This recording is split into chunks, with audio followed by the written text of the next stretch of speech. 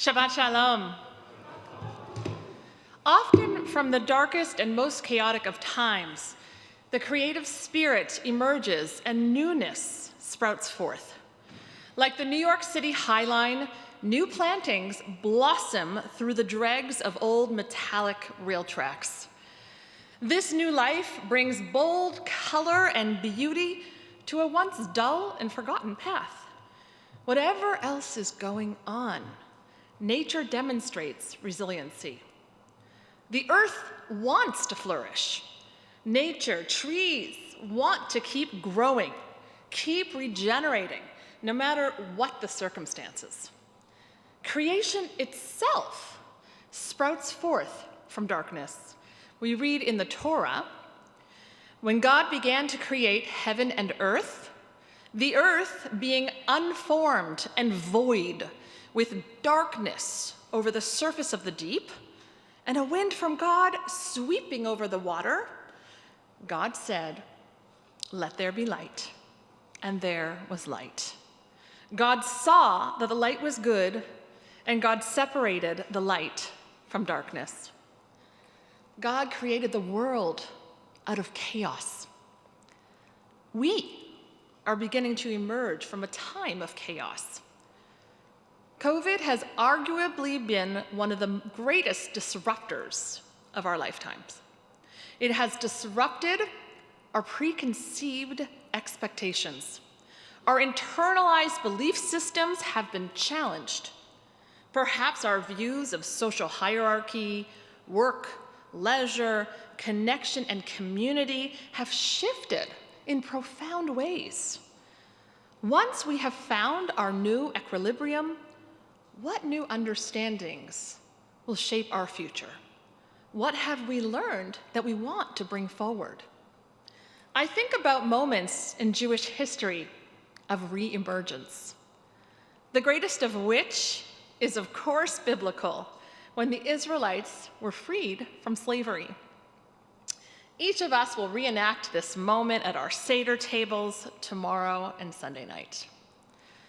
We are told that when the Seder is over, we should feel as if we personally have experienced redemption. The story of the Exodus is at the very foundation of what it means to be a Jew.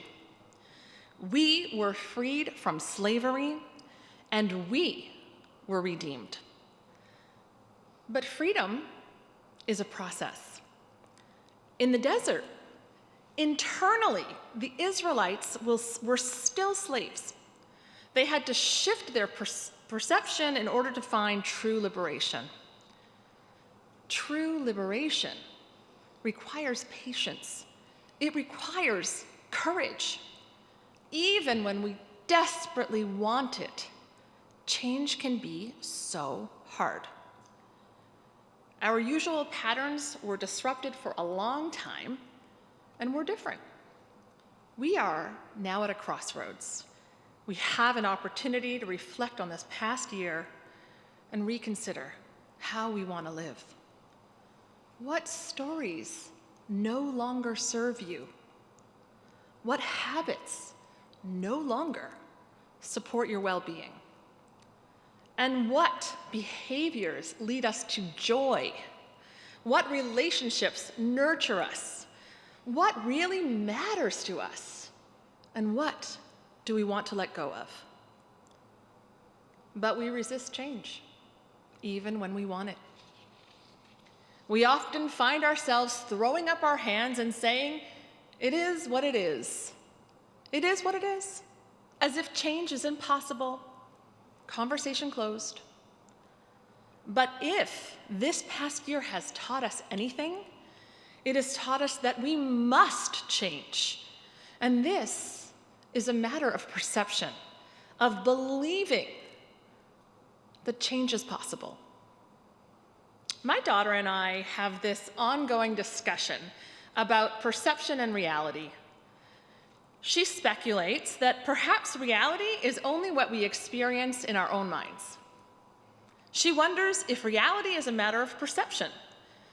And before long, we find ourselves down a deep rabbit hole trying to answer the age-old question of, if a tree falls in a forest and no one is around to hear it, does it make a sound?